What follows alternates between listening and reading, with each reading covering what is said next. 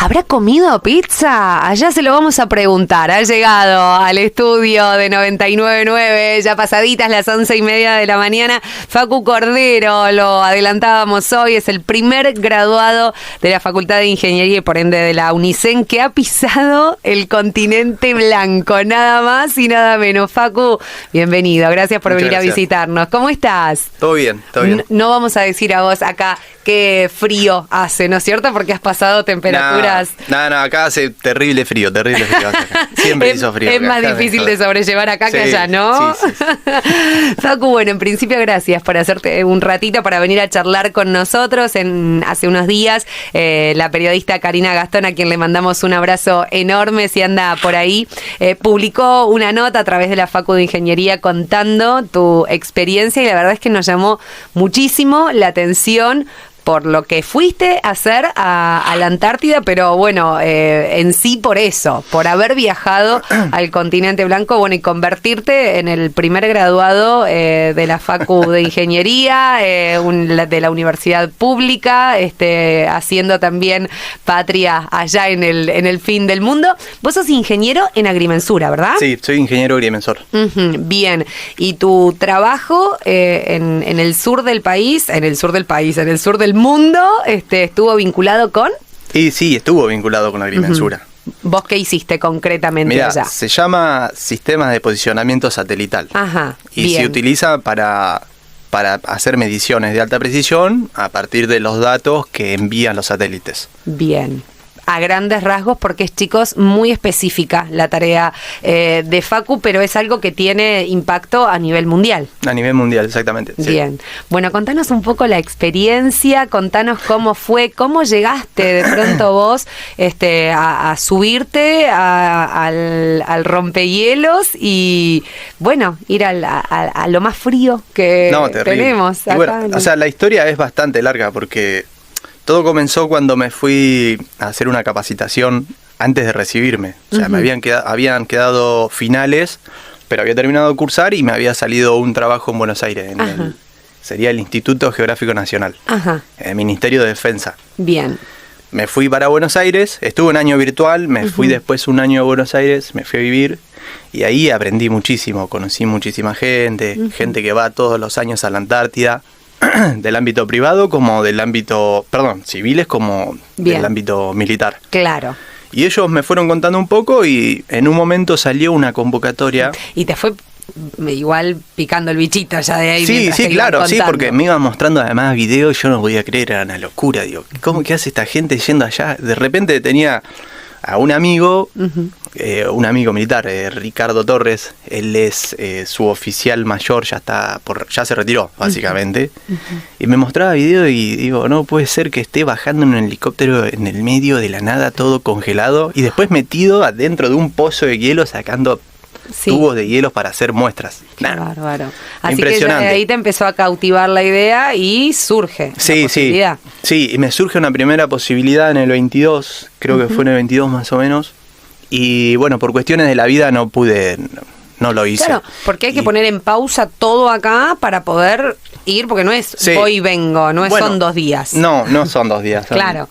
A mí me tocó como 5 meses, aproximadamente 5 meses, o sea que en 5 meses... Nada. Claro, de acá... Te dedicás exclusivamente a eso.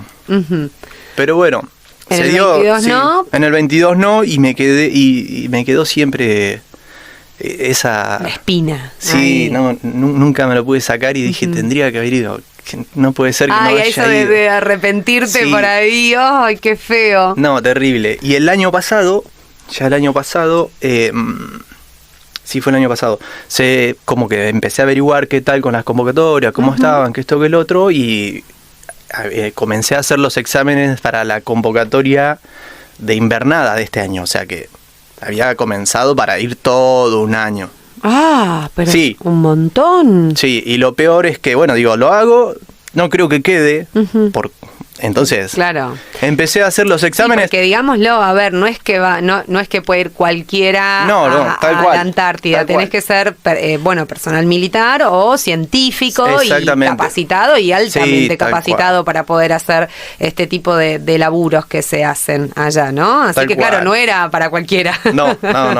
Y bueno, digo yo, me lanzo, mando el currículum y se hace primero una precalificación a nivel nacional y me dieron el ok, como que bueno, había sido seleccionado, entonces iba a pasar a la próxima etapa, que eran los exámenes de aptitud técnica. Claro. Un examen de electrónica y un examen de informática, y también, bueno, hice el examen, quedé también. Nada, digo, no puede ser. ¿Y te lo creías? Decís, no, ¿qué onda? Sí, o sea, ahí lo empecé a pensar de en serio y digo, no puede ser, todo un año allá, o sea, es una locura, tengo que dejar todo el laburo que venía haciendo, además me pedían renunciar a la facultad, era una cuestión administrativa bastante heavy. Entonces, eso era o sea, tenía un precio muy alto, tenía que dejar todo mi laburo durante un año, que eso merma y perdés todo. Sí, claro, tu la parte cartera independiente. De clientes, claro, sí. por supuesto. Y por otro lado tenía que dejar el trabajo en la facultad y iba a ser contratado por el Instituto Antártico durante todo un año, etcétera. Bien. Entonces, y además tenía que dejar toda mi vida durante un año o incluso más, porque el contrato es creo que de un año a 14, 15 meses. Ah, claro, era un periodo. Y además toda la plata que uno tiene que gastar para la preparación, porque vos te tenés que pagar los estudios, tenés que comprar un montón de provisiones. No es voy con la mochi y ya, no. No, para nada. Ok. Te dan la ropa, te dan comida, sí, lo que necesites, pero todo ejemplo, lo extra. Si querés un Rexona, te lo vas a tener que llevar. Claro. Querés un paquete de masita que te gusta, te lo vas a tener que llevar. Y es mucha plata la que se gasta. Claro, sí, obviamente, y más para un año. Sí, así que bueno, pero en definitiva vos no fuiste un año, fuiste de claro, temporada. Porque perdón. No, sí, tranqui, para que estamos con el mate, sí. Cancelé esa idea y bueno, no avisé. Claro. Entonces, qué sé yo, creo que fue en noviembre. Ajá. En noviembre se comunica el director de geodesia del Instituto Antártico. Sí. Me manda un mensaje y me pregunta qué había pasado con la convocatoria, que le interesaba el perfil, que esto, que lo otro. Y le conté esto que te cuento a vos. Sí. Viste que era un precio muy alto para hacerlo durante todo un año. Y ahí le dije también que en cuanto a lo que la facultad dispone, le ofrecíamos cualquier tipo de soporte que puedan necesitar ellos, ¿viste? Que si hay alguna otra forma en que los podamos colaborar, vamos a estar ahí. Ese perfil que tienen los egresados de ingeniería que es único, de verdad. Vos reconocés a un egresado de la Facultad de Ingeniería, esté donde esté, porque de verdad que tienen eso que los distingue y que los separa un poco de verdad de otras facultades. Viste que uno tiene en la cabeza que el ingeniero es como medio... Ustedes, nada que ver.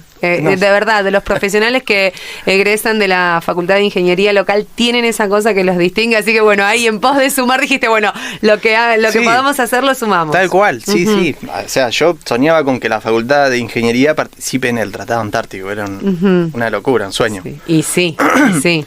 Entonces, Andrés me propone esto, lo que sería la campaña antártica de verano. Ajá.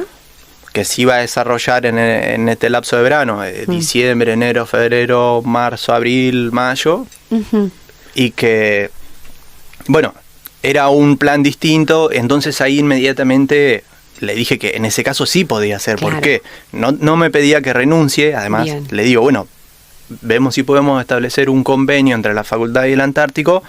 Claro. Así me envía a la facultad en comisión, no tengo que renunciar. Bien. Además esto caía en verano, donde la actividad de la agrimensura por ahí merma un poco. Claro, era como que sí, estaba organizándose todo para que finalmente lo puedas además, hacer. Esto era noviembre y salíamos en diciembre. O sea que cerrabas y abrías los ojos y estabas. Era un mes donde empecé, bueno, primero que le dije que sí, ya está.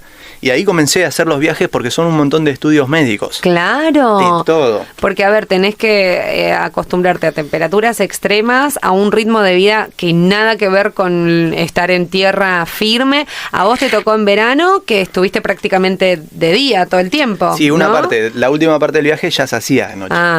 Porque tan abajo, además, pues, hay opciones que estás todo el día de noche y claro, es difícil para poder adaptar el cuerpo. Más que nada, o sea, los estudios médicos son tan estrictos porque vos te vas a un lugar donde si te pasa algo, la cosa se puede poner muy grave. Claro. Por ejemplo, te voy a contar una historia, ni bien Perdón. Sí, nada, tranqui. Acá también estamos con frío, así que esas cosas pasan. Nosotros estábamos a punto de desembarcar de allá en Buenos Aires y teníamos que ir a rescatar a una persona que estaba en base San Martín. Ajá. Resulta que esta persona venía ya con dolores de cabeza hace un tiempo, ponele una semana, y no le podían dar un diagnóstico. Claro, exactamente, entonces no podían, primero porque no tenían las herramientas necesarias, y bueno, tuvimos que ir a rescatarlo. A rescatar a esa persona. Claro. ¿Cómo fue el rescate? Salimos de Buenos Aires en barco, viajamos aproximadamente 2 semanas para llegar, cruzamos el Drake, cruzamos el mar de Weddell, estaba todo congelado, y donde llegamos más o menos a la zona de la base de San Martín estaba todo congelado. No se podía pasar. El barco se había quedado, iba para adelante, para atrás, para adelante, para atrás. De hecho, en un momento no podíamos avanzar y tuvimos que pegarnos la vuelta y salir de esa zona porque no podíamos avanzar. Estuvimos como un día ahí tratando de abrir paso y nos quedaban como 150 kilómetros hasta la base. Por favor. Así claro, que es muy difícil dimensionar. No hay foto ni video para los que nunca fuimos que nos pueda ilustrar de verdad lo que debe ser eso. Y bueno, ustedes hicieron la travesía.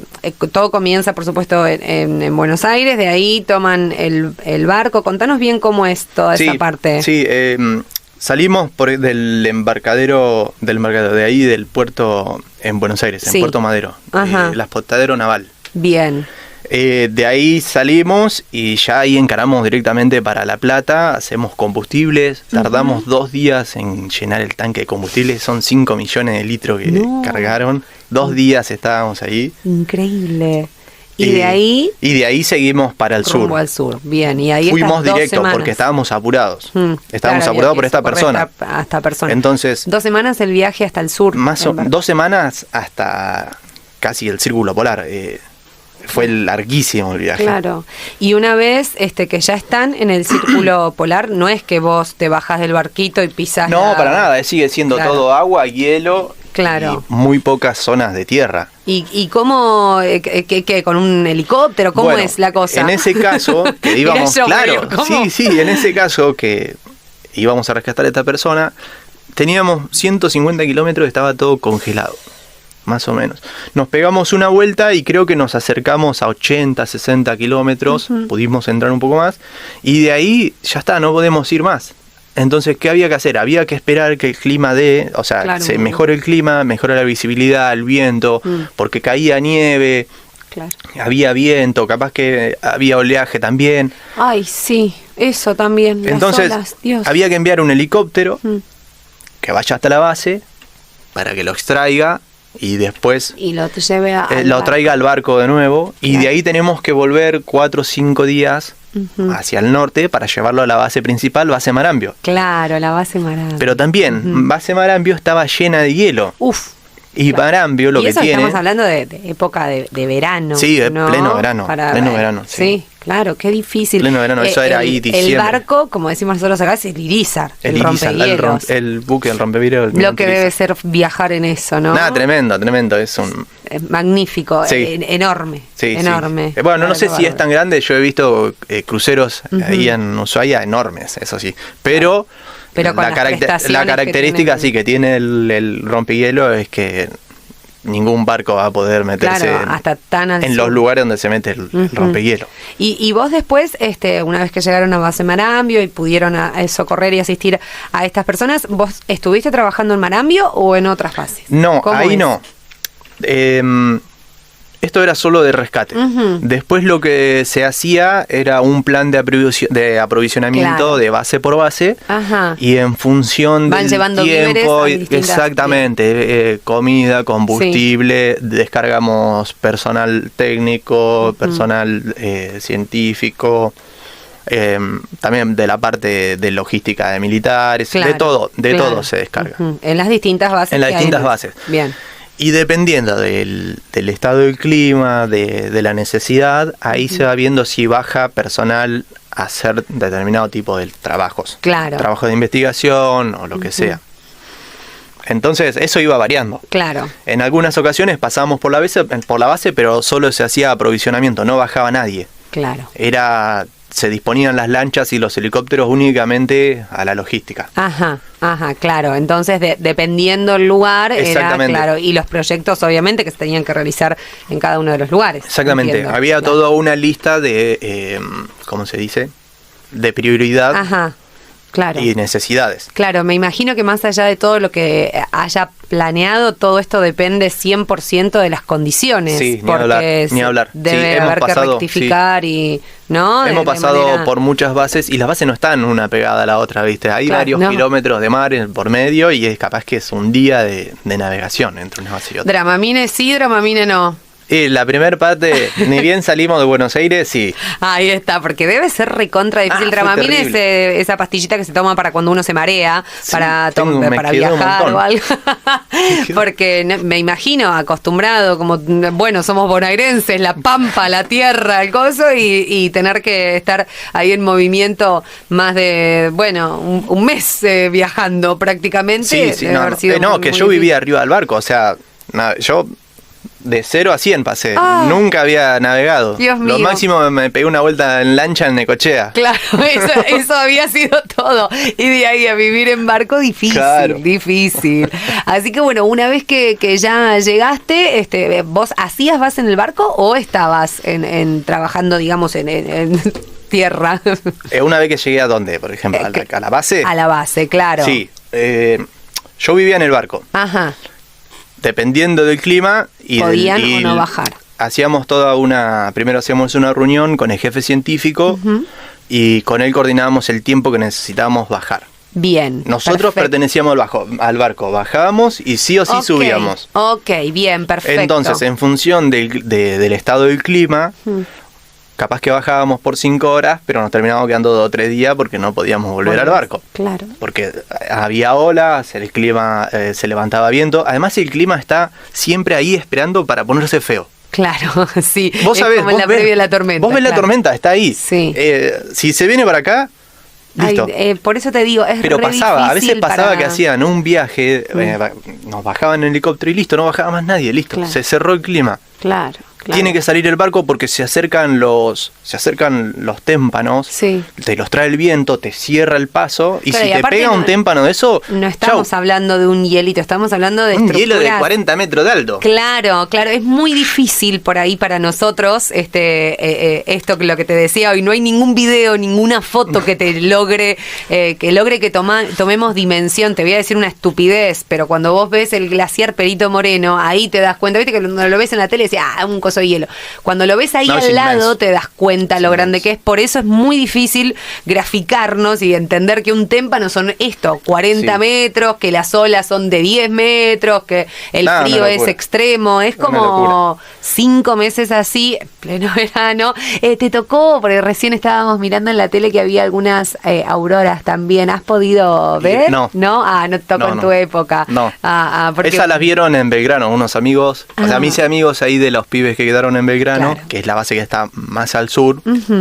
Y ahí sí, hoy de hecho ya está todo de noche, ya no hay más luz y yo le veo en los estados que suben las auroras, ni bien las ven. ¿Te bancarías un invierno? No, Digo, no. de todo el día de noche. Porque está todo el día de noche. Bueno, pero esos, ¿no? sí, son como 4 meses aproximadamente que ellos no van a tener luz solar, la noche polar. Y lo peor es que el frío y el clima ahí empeora drásticamente. Temperaturas menos 50 grados, vientos altísimos. ¿Y el abrigo cómo era? No, están adentro, no hay forma. No hay forma de poder hacer ninguna No se hace ningún tipo de trabajo afuera. Solo para custodiar el lugar, para tener presencia, o sea, ahí. Están los laboratorios, sí, los instrumentos están preparados para tomar datos a esas temperaturas, entonces los chicos le dan soporte técnico a distintos aparatos. Claro. Y después, bueno, nada. Es pasar el invierno, literal. Cuando está lindo, salen a hacer, por ejemplo, esa base es muy particular. Cuando está lindo y no hay viento, las condiciones están, se van a la cantera de hielo a picar hielo para consumir. Porque pasan días en que no se pueden bañar porque están cortos de agua. El agua la sacan, van con una patarrera, un carrito. Y sacan los bloques de hielos, cargan los bloques y los tienen que ir a derretir para aprovisionar con agua. Claro, bloque por bloque. De verdad, esto es muy difícil dimensionar todo y la dureza de la vida. Digo, Sí, qué amor por la impresionante. ciencia o por, en este caso también el personal militar, por su cargo, Sí. por su jerarquía, Sí, ¿no? impresionante. Porque hay que hacer muchísimo sacrificio. ¿Pasaste las fiestas? Pasé las fiestas, Allá. sí, estábamos ¿Qué en el decían medio tus del mar. amigos, tus afectos, cuando estábamos todos acá, remerita manga corta? No sé, estábamos de fiesta ya también, así. También hubo fiesta, también bueno, qué lindo Sí. que tuvieron esa posibilidad. Estábamos de fiesta en todo el barco, porque el barco tiene varios pisos. Ajá. Y la característica que tiene es que el personal de la Fuerza Aérea, el Ejército y la Armada, para cada jerarquía, para cada rango, ellos tienen un piso. Ah. Y personal civil, Claro. somos como semidioses adentro del barco. Entonces podemos ir y venir volver en todas. en todas. Depende de la onda con la que pegues. Claro. Así Entonces que, bueno, íbamos un una- piso fiesta acá, otro piso fiesta. Pero muy bien, fue una linda Navidad, un próspero año nuevo. Sí, estuvo- Muy muy bien, bueno, me alegra. Escúchame, ¿volverías a hacer la experiencia? Ya en invierno no, pero en verano, estas campañas. Y no sé. De hecho, si me lo habían ofrecido, ni bien volví, y yo estaba completamente saturado, ya de Claro. tanto barco, porque te cansa. Es la Y realidad, sí, son muchos claro. meses, el barco resulta que se hace cada vez más chiquito. La cantidad de gente, viste. Sí, es ¿no? Y bastante esto la que cantidad de decíamos gente. hoy, uno acostumbrado a pisar la tierra firme, a andar, Claro, no, es, terrible, es difícil. Y la me comida, la imagino. dieta que ellos tienen, Ajá.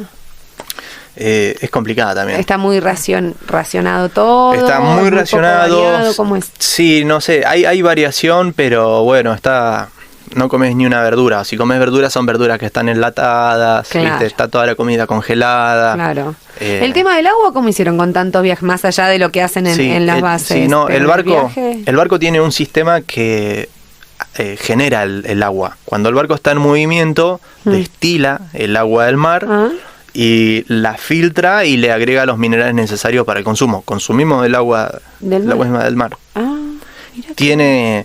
No termina de hidratarte como el Claro, agua como la de la normalmente. canilla nuestra acá, No, el agua mineral, claro, no. No, Ah. cuando volvés deseás tomarte un vaso de agua. Claro, Es sí, terrible. por supuesto. Claro, son todas cosas que son totalmente diferentes Sí. al día a día nuestro. Lo mismo pasa con el agua de deshielo, o sea, el agua que derriten Sí. de los glaciares, Sí. tampoco tiene una gran cantidad de minerales. Entonces tienen que hacerle todo el proceso. Exactamente. Claro. No sé en ese caso si le añaden los minerales necesarios, pero Claro, pero no es tampoco tan claro, sencillo. no, o sea, no tiene muchos minerales. Ujú. Y bueno, me imagino que de la comida se ha extrañado comida, Sí, ni cositas hablar. para tomar. Uf. ¿Qué fue lo que más extrañaste vos? Yo, no Sí. es una milanesa de pollo, una buena milanesa de pollo con fideos blancos. ¡Ay, qué rico! Atención, Simon, que salen milanesas de pollo. ¡Ay, qué rico! Sí, con fideito blanco, así como en casa. No, una Claro. ensalada de lechuga. Y ¿Sabés lo que hacían? No. Claro, sí, pobre. Así que bueno. Yo decía esa siempre, comida fue viste, más. tocamos tierra y lo primero que hago es voy y me como un lomito completo. Claro, todo, que no le falte nada, está con huevito arriba. Claro, sí, claro, por supuesto que entonces para repensarlo Sí, sí. 2 o 3 veces, pero bueno, me imagino que más allá de estas cuestiones que tienen que ver con la vida de todos los días, profesionalmente, bueno, capitalizar toda la experiencia que has tenido te va a servir como profesional, pero Sí, tal después cual. también para la vida, ¿no? Y para entender un poco más todo lo que uno tiene alrededor y valorar no solo eso, sino también el laburo que hace tanta gente que de pronto uno desconoce Sí, es impresionante. en lugares, en territorios tan remotos, nuestros también. ¿no? Sí, sí, y es en la defensa impresionante. de nuestra soberanía, Sí. que es tan importante, que estén nuestros científicos trabajando ahí, nuestros investigadores, qué sé yo, no sé, es como que se te infla un poco el pecho, me imagino. Sí, yo estoy estoy muy orgulloso de la gente que está hoy día allá. Ujú. O sea, yo creo que estamos todos orgullosos de la gente que se queda todo el año. Claro. Por ejemplo, cuando dejamos a los muchachos de Belgrano te da una nostalgia porque los dejás en el medio de la nada, Para nada, claro. arriba de una montaña. Claro, sí, no. y nos no. vamos, no, una sola vez al año vamos. Claro. no hay forma de volver. Y esto que ahora vos lo viviste en carne propia, es como que te ayuda a dimensionar un poco más ese sacrificio, ¿no? Un gran esfuerzo. A gente que está de manera permanente. Ay, qué bárbaro, qué bárbaro. Tanto de las fuerzas como el personal civil. Un gran esfuerzo. Sí, totalmente. Bueno, así que has ayudado a posicionar mejor los satélites con tus mediciones. Sí, también, sí. En parte sí. Bueno, porque un poco fue eso. Sí, hubo un proyecto justamente ahí en esa base que era de Francia, de los franceses, del sistema DORIS. Ajá. Ellos tienen toda una red a nivel mundial que son balizas que emiten mensajes a los satélites y a partir de eso le dan la órbita precisa. Claro. Así que trabajaste también con la comunidad científica internacional, claro, porque hay bases con científicos e investigadores de todo el mundo. Fue más internacional que a nivel nacional en sí.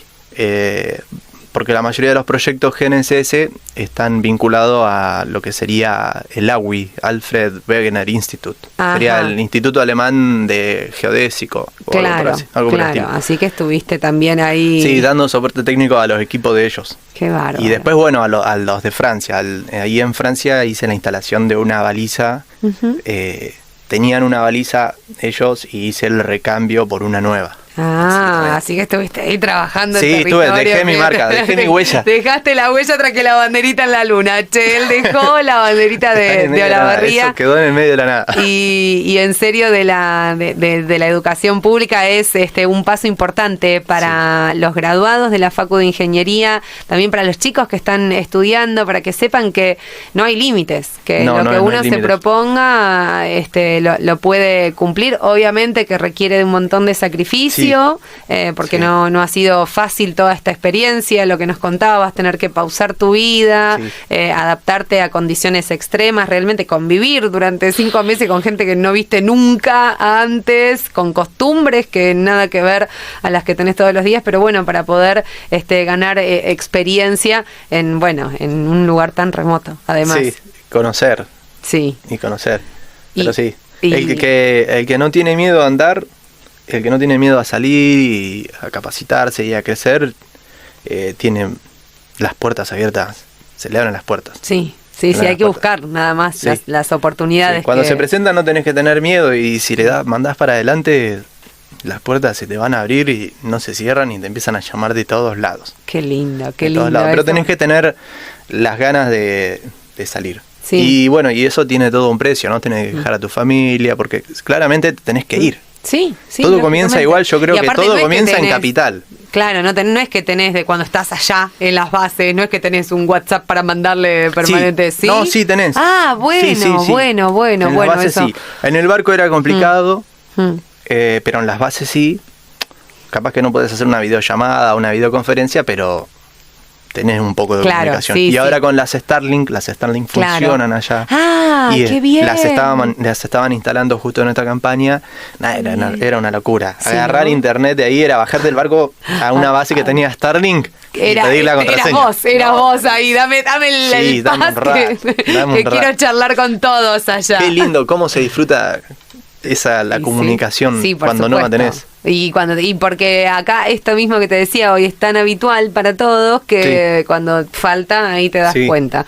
Bueno, Facu, gracias de verdad por hacerte este rato. Espero que la próxima vez que vengas es porque estuviste en el Himalaya, porque ya veo que a vos todas las experiencias te invitan a sumarte. Pero en serio, felicitaciones por el laburo. Es hijo de pueblo también él, como yo. Yo no quiero agrandarme con esto porque después me dicen cosas, pero es nacido porque hay mucha gente de Hinojo City que nos está escuchando de Hinojo. Acá y dice Facu es nuestro, Facu es de Hinojo, así que bueno, más orgullosa todavía por eso, porque la educación pública genera estas cosas también, siempre y cuando esté acompañada de mucho esfuerzo, de mucho laburo, porque no es fácil, obviamente, pero bueno, se pueden lograr las metas. Así que felicitaciones por eso, gracias por hacerte un ratito para venir a charlar con nosotros. Bueno, y allá el pueblo te aplaude fuerte también, Un orgullo para mí.